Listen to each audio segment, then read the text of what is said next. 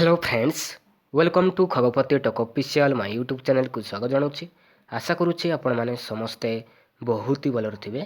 आज आम पढ़ा ओडिया व्याकरण रूढ़ी। तो आपण मैंने ये वीडियो को कम्प्लीटली देखु। जदि चैनल रे नुआ अच्छ ताहले चैनल को सब्सक्राइब रखु जहाँद्वारा कि आपण मैंने सर्वप्रथमे नुआ नुआ क्लास ये चैनल माध्यम देखा पाइबे।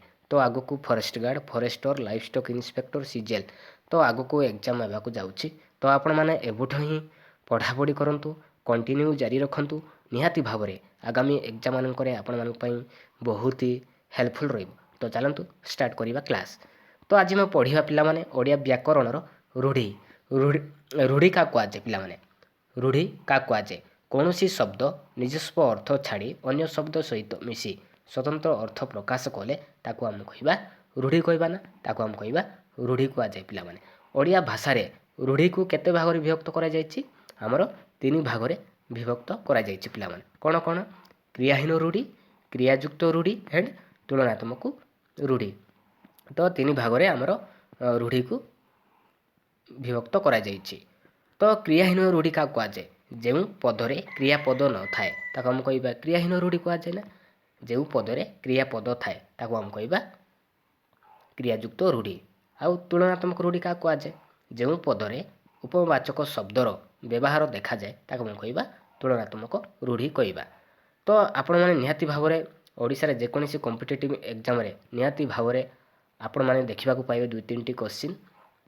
तो आपण मैंने प्रैक्टिस करंतु पढ़ंतु।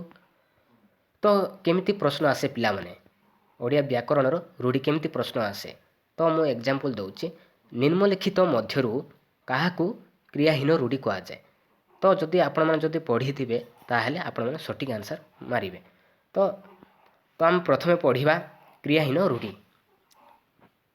प्रथमे आम पढ़ा कौन क्रियाहीन रूढ़ी पढ़ा पिला माने। तो मु पढ़ुची तो आपण मैंने मन ध्यान रे सुनंतु। तो देखंतु अंधर लौड़ी तार अर्थ कौन पिला माने अंधर लौड़ी तार अर्थ होची असहायर सहाय। अंधर लौड़ी तार अर्थ होची असहायर सहाय। श्रवण कुमार वृद्ध पितांकर अंधर लौड़ी थिले ता माने असहायर सहाय। नेक्स्ट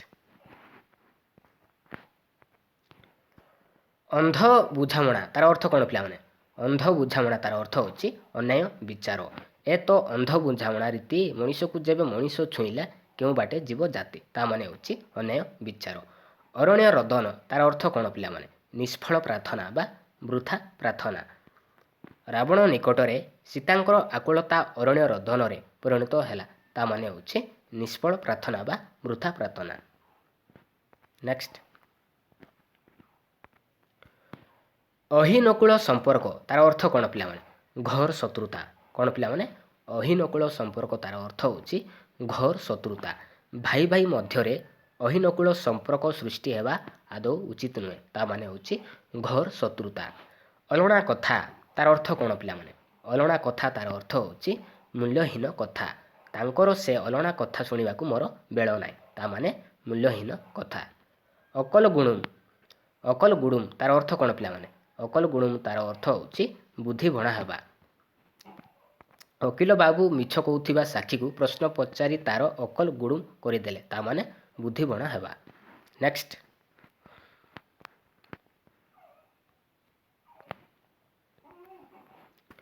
अल्प विद्या भयंकरी तार अर्थ कौन पिला माने अल्प ज्ञान जोगु अपदस्थ हेबा। आशुतोष सबुठी निजर आत्मबड़ीमा देखाई शेष में अपदस्थ होउची कथारे परा अच्छी अल्प विद्या भयंकरी ता माने होची अल्प ज्ञान जोगु अपदस्थ हेबा। आकाश कुसुम तार अर्थ कौन पिला माने वृथा स्वप्न। वर्तमान परिस्थिति रे रामराज्य गढ़िबार आस्पर्धा पोषण केवल आकाश कुसुम मात्र ता अर्थ होची वृथा स्वप्न। आपणा सुना भेंडी तार अर्थ कौन पिला माने निज लोक अयोग्य। आपणा सुना तो भेंडी पर सहित कली करी लाभ कौन तार अर्थ होची निज लोक अयोग्य आपणा सुना भेंडी। नेक्स्ट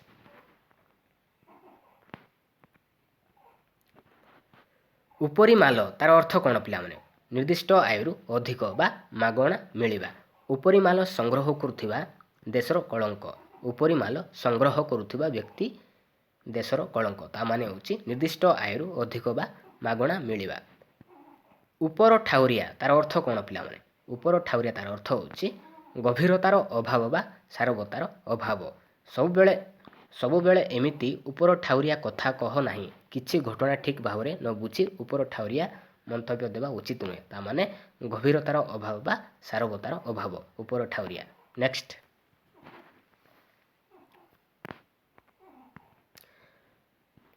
ଏ ଘର ମାଉସୀ ସେ ଘର ପିଉସୀ।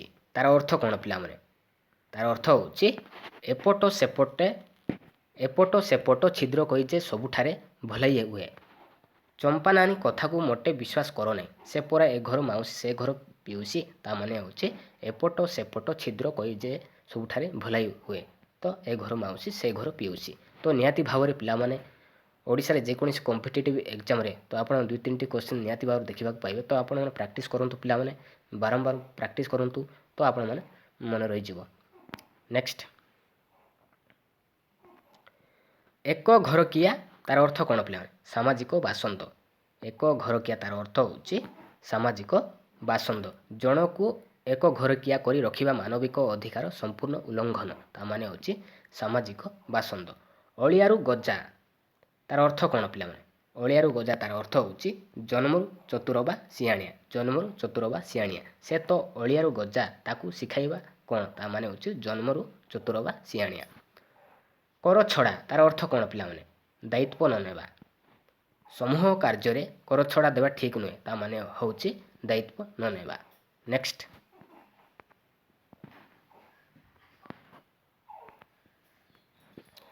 କାଠିକର ପାଠ ତାର ଅର୍ଥ କ'ଣ ପିଲାମାନେ? କଷ୍ଟସାଧ୍ୟ। ବଜାର ଦର ଯେମିତି ହେଲାଣି ଅଳ୍ପ ରୋଜଗାରରେ ଚଳିବା କାଠିକର ପାଠ। ତାର ଅର୍ଥ ହେଉଛି କଷ୍ଟସାଧ୍ୟ। କୁହାମୁଣ୍ଡା କପିଳା ତାର ଅର୍ଥ କ'ଣ ପିଲାମାନେ? ବହୁ ଅବାନ୍ତର କଥା କହିବା। ଆଜିକାଲି ଶସ୍ତା ରାଜନୀତି କରୁଥିବା ନେତାମାନେ ହେଉଛନ୍ତି କୁହାମୁଣ୍ଡା କପିଳା। ତା ମାନେ ହେଉଛି ବହୁ ଅବାନ୍ତର କଥା କହିବା। ନେକ୍ସଟ, କପାଳ ଲିଖନ ତାର ଅର୍ଥ କ'ଣ ପିଲାମାନେ? କପାଳ ଲିଖନ ତାର ଅର୍ଥ ହେଉଛି ଭାଗ୍ୟଫଳ। କପାଳ ଲିଖନକୁ କିଏ ବା ବଦଳି ଦେଇପାରିବ? ତା ମାନେ ହେଉଛି ଭାଗ୍ୟଫଳ। କୁମ୍ଭୀର କାନ୍ଦଣା ତାର ଅର୍ଥ କ'ଣ ପିଲାମାନେ? କୁମ୍ଭୀର କାନ୍ଦଣା ତାର ଅର୍ଥ ହେଉଛି ଛଳନା କରିବା ବା ଉପର ଠାଉରିଆ ସହାନୁଭୂତି। ତୁମର କୁମ୍ଭୀର କାନ୍ଦଣା ମୋ ଉପରେ କୌଣସି ପ୍ରଭାବ ପକାଇବ ନାହିଁ। ତା ମାନେ ଛଳନା କରିବା ବା ଉପର ଠାଉରିଆ ସହାନୁଭୂତି। ନେକ୍ସଟ,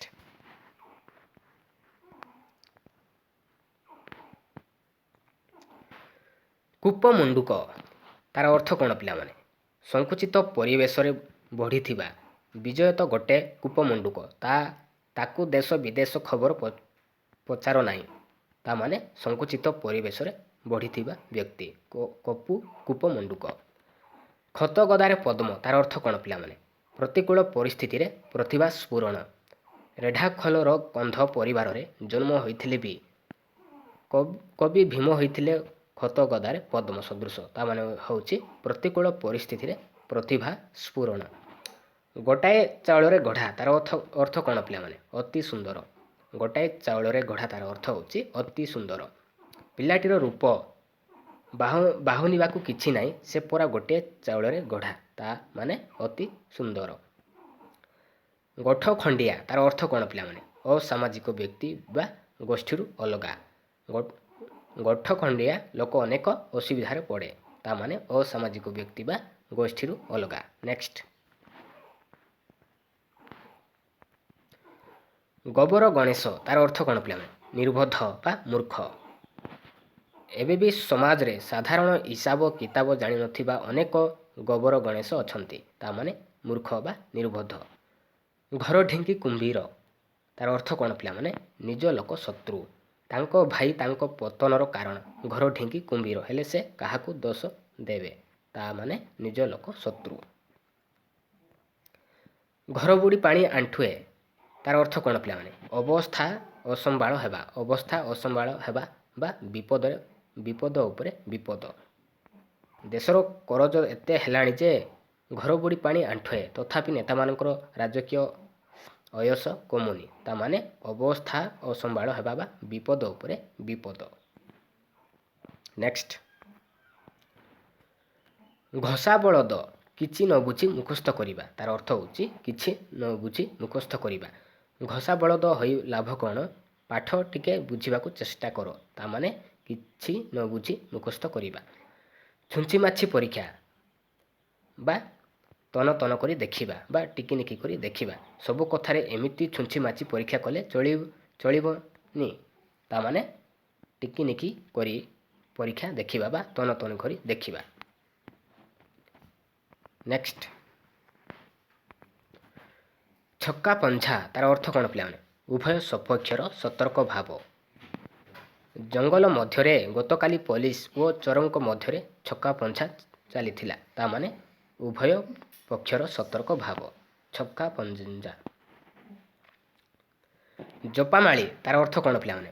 ଅତି ପ୍ରିୟ। ଅତି ପ୍ରିୟ। ନାତିଟି ଅଜା ଆଈଙ୍କର ଜପାମାଳି ହୋଇଛି। ତାମାନେ ଅତି ପ୍ରିୟ। ଜୀବନ ମୂର୍ଚ୍ଛା ତାର ଅର୍ଥ କ'ଣ ପିଲାମାନେ? ଆପ୍ରାଣ ଉଦ୍ୟମ। ଆପ୍ରାଣ ଉଦ୍ୟମ ଜୀବନ ମୂର୍ଚ୍ଛା। ଭାରତୀୟ ହକି ଦଳ ଅନ୍ତର୍ଜାତୀୟ ସ୍ତରରେ ଦେଶର ଗୌରବ ରକ୍ଷା ପାଇଁ ଜୀବନ ମୂର୍ଚ୍ଛା ସଂଗ୍ରହ କରୁଛନ୍ତି। ତାମାନେ ଆପ୍ରାଣ ଉଦ୍ୟମ। ନେକ୍ସଟ, ଜକ ମୁହଁରେ ଲୁଣ ତାର ଅର୍ଥ କ'ଣ ପିଲାମାନେ? ଗର୍ବ ଭାଙ୍ଗିବା ବା ଅହଙ୍କାର ଭାଙ୍ଗିବା। ଜଗା ଗାଁ ଲୋକଙ୍କୁ ଡରାଉଥିଲା, ହେଲେ ପୋଲିସ ଆସିବାରୁ ଜକ ମୁହଁରେ ଲୁଣ ପରି ଚୁପ୍ ରହିଲା। ତାମାନେ ଗର୍ବ ଭାଙ୍ଗିବା ବା ଅହଙ୍କାର ଭାଙ୍ଗିବା। ନେକ୍ସଟ,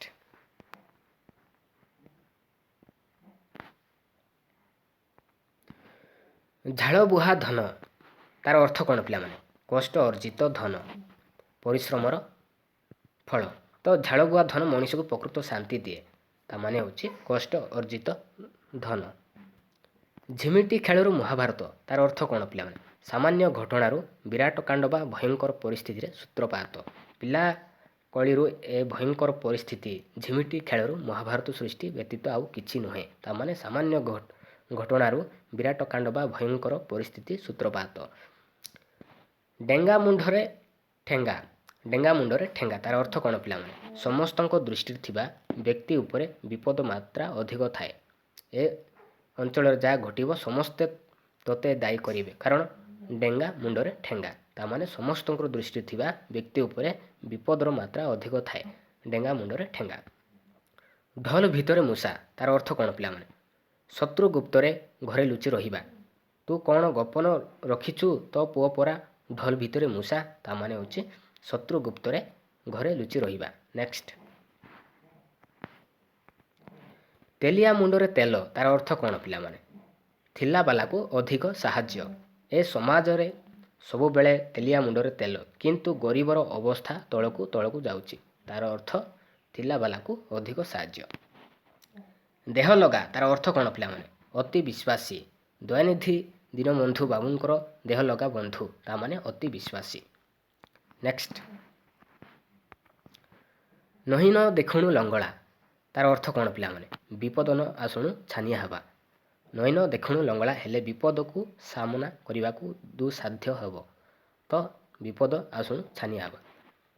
ନଛୋଡ଼ ବନ୍ଧା ତାର ଅର୍ଥ କ'ଣ ପିଲାମାନେ? ଏକ ଜିଦିଆ। ତାର ଅର୍ଥ ନଛୋଡ଼ ବନ୍ଧା ତାର ଅର୍ଥ ହେଉଛି ଏକ ଜିଦିଆ। ତାଙ୍କର ନଛୋଡ଼ ବନ୍ଧା ମନୋଭାବ ଯୋଗୁଁ ପରିବାରଟା ଉଜୁଡ଼ି ଗଲା। ତାମାନେ ଏକ ଜିଦିଆ। ନାଟର ଗୋବର୍ଦ୍ଧନ ତାର ଅର୍ଥ କ'ଣ ପିଲାମାନେ? ଅନର୍ଥର ମୂଳ। ଗାଁ ସରପଞ୍ଚ ଟାଉଟର ହରି ମିଶ୍ରେ ସବୁ ନାଟର ଗୋବର୍ଦ୍ଧନ। ତାମାନେ ଅନର୍ଥର ମୂଳ। ନେକ୍ସଟ, ଫାଙ୍କା ଆବାଜ ତାର ଅର୍ଥ କ'ଣ ପିଲାମାନେ? ବୃଥା ଧମକ। ତୁମର ଫାଙ୍କା ଆବାଜରେ ଡରିଯିବା ଲୋକ ମୁଁ ନୁହେଁ। ତାମାନେ ବୃଥା ଧମକ। ଫଟା କପାଳ ତାର ଅର୍ଥ କ'ଣ ପିଲାମାନେ? ମନ୍ଦ ଭାଗ୍ୟ। ମୋର ତ ଫଟା କପାଳ, ଗୋଟିଏ ହେଲେ ବି ପିଲା ଯୋଗ୍ୟ ହେଲେନି। ତାମାନେ ମନ୍ଦ ଭାଗ୍ୟ। ବଣ ବିଛୁଆତି ତାର ଅର୍ଥ କ'ଣ ପିଲାମାନେ? ଅତି ଦୁଷ୍ଟ ବା ମୂଳରୁ ଦୁଷ୍ଟ। ସେ ପିଲାଟା ବଣ ବିଛୁଆତି, ତା ସାଙ୍ଗରେ ମିଶିଲେ ଭଲ ପିଲା ବି ନଷ୍ଟ ହୋଇଯିବ। ତାମାନେ ଅତି ଦୁଷ୍ଟ ବା ମୂଳରୁ ଦୁଷ୍ଟ। ନେକ୍ସଟ, ବାହାକୁ ବତା ତାର ଅର୍ଥ କ'ଣ ପିଲାମାନେ? କ୍ଷୀଣ ଆଶ୍ରୟ। ମହାବାତ୍ୟା ଅଞ୍ଚଳରେ ମୁଣ୍ଡ ଗୁଞ୍ଜିବାକୁ ଲୋକମାନେ ତିଆରି କରୁଥିବା ଝାଟିମାଟିର ଘରଗୁଡ଼ିକ ବାହାକୁ ବତା ପରି। ତାମାନେ କ୍ଷୀଣ ଆଶ୍ରୟ। ନେକ୍ସଟ,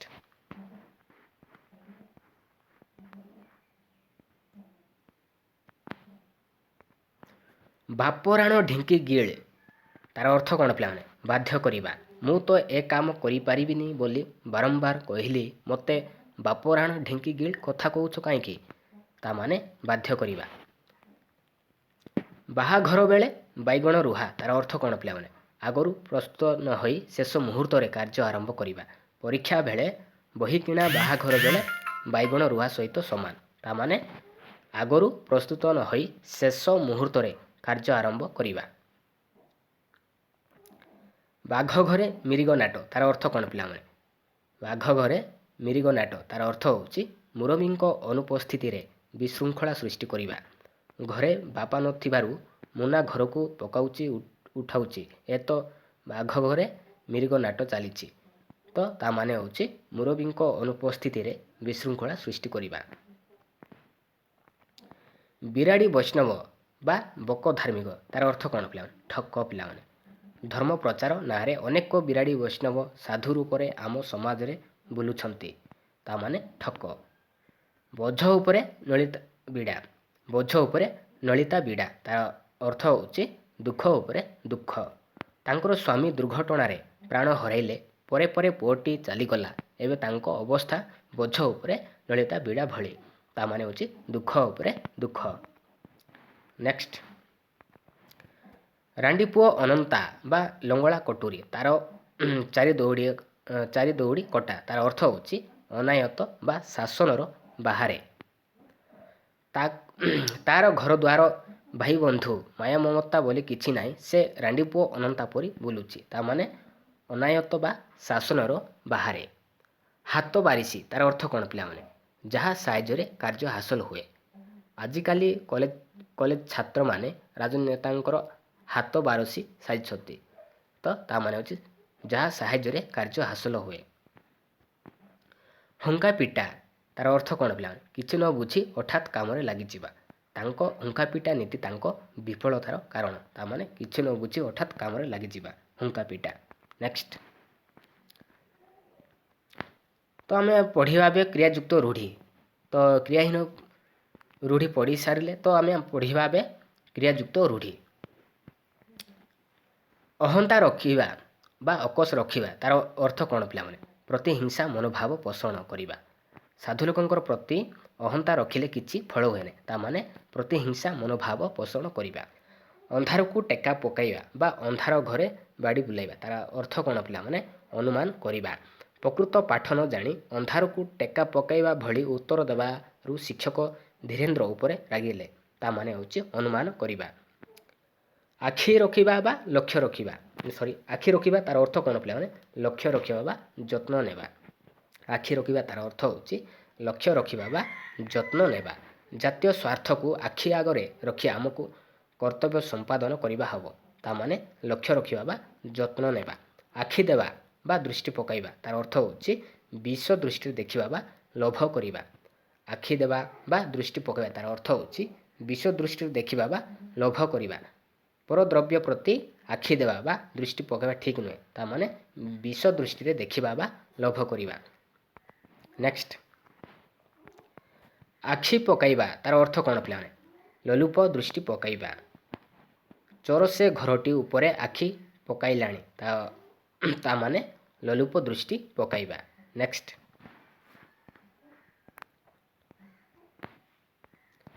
ଆଖି ବୁଲାଇବା ତାର ଅର୍ଥ କ'ଣ ପିଲାମାନେ? ମୋଟାମୋଟି ଦେଖିବା। ସାହିତ୍ୟ ପରୀକ୍ଷାକୁ ଯିବା ପୂର୍ବରୁ ବ୍ୟାକରଣ ବହି ଉପରେ ଟିକେ ଆଖି ବୁଲାଇ ଦେବା ଉଚିତ। ତା ମାନେ ମୋଟାମୋଟି ଦେଖିବା। ଆଖି ବୁଜିବା ତାର ଅର୍ଥ କ'ଣ ପିଲାମାନେ? ମୃତ୍ୟୁବରଣ କରିବା। ବାପ ଆଖି ବୁଜିବାର ମାସ ଦୁଇଟା ହୋଇନି ପୁଅମାନେ ଭିନେ ହୋଇଗଲେଣି। ତା ମାନେ ମୃତ୍ୟୁବରଣ କରିବା। ଆଖିକି ପାଇବା ତାର ଅର୍ଥ କ'ଣ ପିଲାମାନେ? ପସନ୍ଦ କରିବା। ବାପ ଆଣିଥିବା ଜିନିଷ ଗୋପାଳର ଆଖିକି ପାଇଲାନି, ମାନେ ପସନ୍ଦ କରିବା। ଆଖି ପାଇବା ତାର ଅର୍ଥ କ'ଣ ପିଲାମାନେ? କଳନା କରିବା ବା ଚାଲାକ ହେବା। ଆଖି ପାଇବା ତାର ଅର୍ଥ ହେଉଛି କଳନା କରିବା ବା ଚାଲାକ ହେବା। ଆଖିରେ ଧୂଳି ଦେବା ତାର ଅର୍ଥ କ'ଣ ପିଲାମାନେ? ଆଖିରେ ଧୂଳି ଦେବା ତାର ଅର୍ଥ ହେଉଛି ଠକି ଦେବା। ନେକ୍ସଟ, ଆଡ଼ ଆଖିରେ ନ ଚାହିଁବା ତାର ଅର୍ଥ କ'ଣ ପିଲାମାନେ? ସାମାନ୍ୟ ଦୃଷ୍ଟି ନ ଦେବା ବା ସମ୍ପର୍କ ନ ରଖିବା। ଆଡ଼ ଆଖିରେ ନ ଚାହିଁବା ତାର ଅର୍ଥ ହେଉଛି ସାମାନ୍ୟ ଦୃଷ୍ଟି ନ ଦେବା ବା ସମ୍ପର୍କ ନ ରଖିବା। ଆ ବଳଦ ମୋତେ ବିନ୍ଧ ତାର ଅର୍ଥ କ'ଣ ପିଲାମାନେ? ଆ ବଳଦ ମୋତେ ବିନ୍ଧ ତାର ଅର୍ଥ ହେଉଛି ବିପଦକୁ ଡାକି ଆଣିବା। ଉଷୁନା ଧାନ ଗଜା ହେବା ତାର ଅର୍ଥ କ'ଣ ପିଲାମାନେ? ଅସମ୍ଭବ ସମ୍ଭବ ହେବା। ଅସମ୍ଭବ ସମ୍ଭବ ହେବା। ଉପରେ ପଡ଼ି କହିବା ଆବୁଡ଼ି ପଡ଼ିବା ତାର ଅର୍ଥ କ'ଣ ପିଲାମାନେ? ନ ପଚାରୁଣୁ କହିବା ବା ଅନ୍ୟର କଥା ନ ଶୁଣୁ କହିବା। କପାଳ ଖୋଲିବା ତାର ଅର୍ଥ କ'ଣ ପିଲାମାନେ? ଭଲ ବେଳ ପଡ଼ିବା ବା ଉନ୍ନତି ହେବା। କପାଳ ଫାଟିବା ତାର ଅର୍ଥ କ'ଣ ହେବ? କପାଳ ଫାଟିବା ତାର ଅର୍ଥ ହେଉଛି ସର୍ବନାଶ ହେବା। ନେକ୍ସଟ,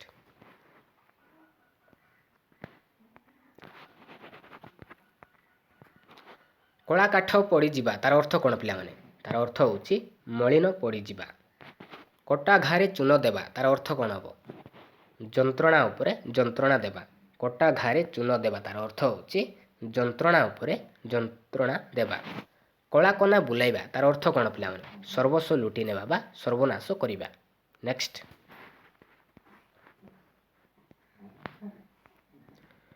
କାମରେ ହାତ ଦେବା ତାର ଅର୍ଥ କ'ଣ ପିଲାମାନେ? କାର୍ଯ୍ୟ ଆରମ୍ଭ କରିବା। କାମରେ ହାତ ଦେବା ତାର ଅର୍ଥ ହେଉଛି କାର୍ଯ୍ୟ ଆରମ୍ଭ କରିବା। କାନରେ ହାତ ଦେବା ତାର ଅର୍ଥ କ'ଣ ହେବ? ଆଶ୍ଚର୍ଯ୍ୟ ହେବା।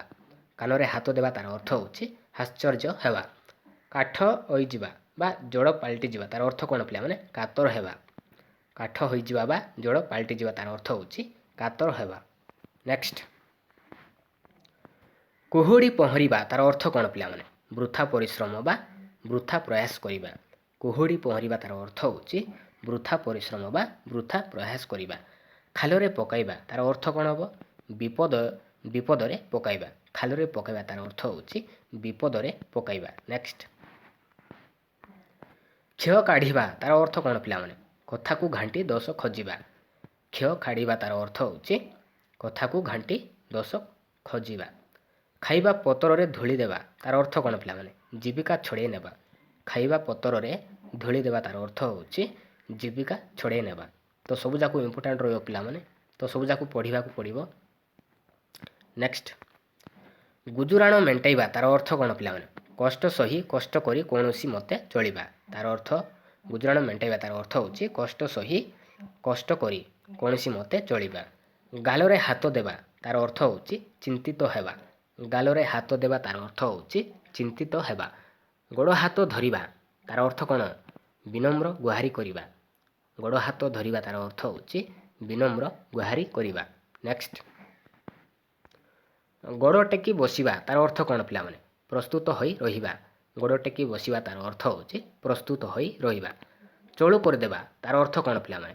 ଚଳୁ କରିଦେବା ତାର ଅର୍ଥ ହେଉଛି ସବୁ ଶେଷ କରିଦେବା। ନେକ୍ସଟ, ଚାଲିଲା ଶଗଡ଼ରେ ହାତ ଦେବା ତାର ଅର୍ଥ କ'ଣ ପିଲାମାନେ? ଅତି ଦୁଷ୍ଟାମି କରିବା। ଚାଲିଲା ଶଗଡ଼ରେ ହାତ ଦେବା ତାର ଅର୍ଥ ହେଉଛି ଅତି ଦୁଷ୍ଟାମି କରିବା। ନେକ୍ସଟ,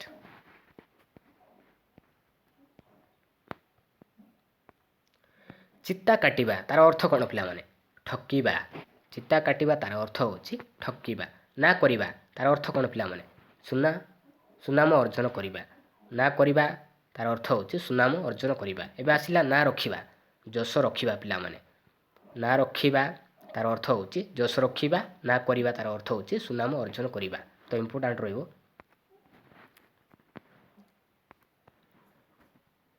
ନାକ ଛିଞ୍ଚାଡ଼ିବା ତାର ଅର୍ଥ କ'ଣ ପିଲାମାନେ? ବିରକ୍ତ ହେବା। ନାକ ଛିଞ୍ଚାଡ଼ିବା ତାର ଅର୍ଥ ହେଉଛି ବିରକ୍ତ ହେବା। ନାକ ଟେକିବା ମାନେ ଘୃଣା କରିବା। ନାକଦେମ କରିବା ଅଥୟ କରିବା। ନାକଦେମ କରିବା ତାର ଅର୍ଥ ହେଉଛି ଅଥୟ କରିବା। ପିଠିରେ ପଡ଼ିବା ତାର ଅର୍ଥ କ'ଣ ପିଲାମାନେ? ସାହା ହେବା। ପିଠିରେ ପଡ଼ିବା ତାର ଅର୍ଥ ହେଉଛି ସାହା ହେବା। ଫସର ଫାଟିବା ତାର ଅର୍ଥ କ'ଣ ପିଲାମାନେ? ବ୍ୟର୍ଥ ହେବା। ଫସର ଫାଟିବା ତାର ଅର୍ଥ ହେଉଛି ବ୍ୟର୍ଥ ହେବା। ନେକ୍ସଟ, ଫଟେଇ ହେବା ତାର ଅର୍ଥ କ'ଣ ପିଲାମାନେ? ଗୋଟାଏ କଥାକୁ ବାରମ୍ବାର ପଚାରିବା। ଫଟେଇ ହେବା ତାର ଅର୍ଥ ହେଉଛି ଗୋଟାଏ କଥାକୁ ବାରମ୍ବାର ପଚାରିବା। ବାଟ କାଟିବା ତାର ଅର୍ଥ କ'ଣ ପିଲାମାନେ? ନିଜ ସୁବିଧା ଦେବା। ବାଟ କାଟିବା ତାର ଅର୍ଥ ହେଉଛି ନିଜ ସୁବିଧା ଦେଖିବା। ବାଟ ଭାଙ୍ଗିବା ତାର ଅର୍ଥ କ'ଣ ହେବ? ଉପେକ୍ଷା କରିବା। ବାଟ ଭାଙ୍ଗିବା ତାର ଅର୍ଥ ହେଉଛି ଉପେକ୍ଷା କରିବା। ନେକ୍ସଟ, ବାଟ ମାରଣା ହେବା ତାର ଅର୍ଥ କ'ଣ ପିଲାମାନେ? ମଝିରେ ଅନ୍ୟ ଦ୍ୱାରା ଅପହୃତ ହୋଇଯିବା। ବାଟ ମାରଣା ହେବା ତାର ଅର୍ଥ ହେଉଛି ମଝିରେ ଅନ୍ୟ ଦ୍ୱାରା ଅପହୃତ ହୋଇଯିବା। ବିରାଡ଼ି ଛିଙ୍କିବା ତାର ଅର୍ଥ କ'ଣ? ଅନୁକୂଳ ବିଗିଡ଼ି ଯିବା। ବିରାଡ଼ି ଛିଙ୍କିବା ତାର ଅର୍ଥ ହେଉଛି ଅନୁକୂଳ ବିଗିଡ଼ି ଯିବା। ନେକ୍ସଟ,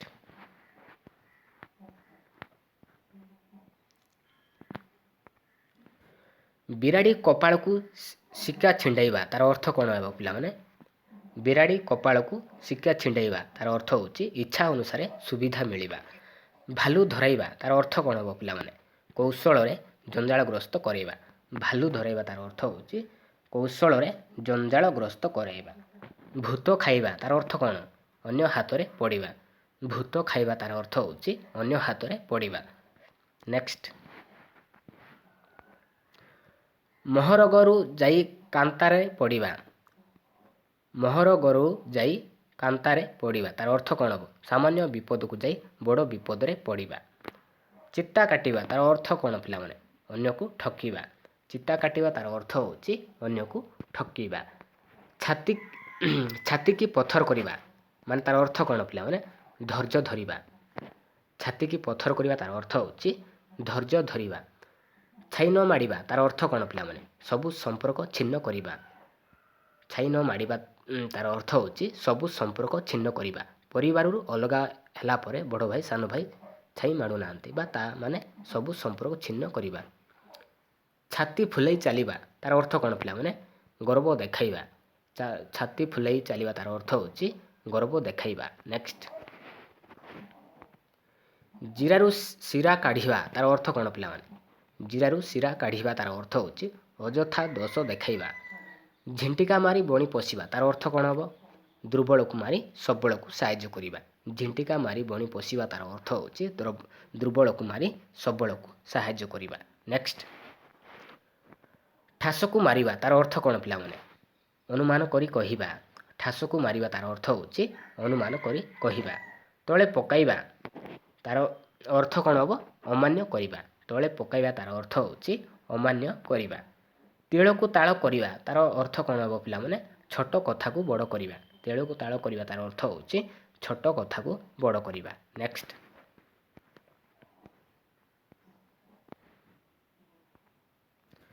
ଦାଉ ସାଧିବା ତାର ଅର୍ଥ କ'ଣ ହେବ? ପ୍ରତିଶୋଧ ନେବା। ଦାଉ ସାଧିବା ତାର ଅର୍ଥ ହେଉଛି ପ୍ରତିଶୋଧ ନେବା।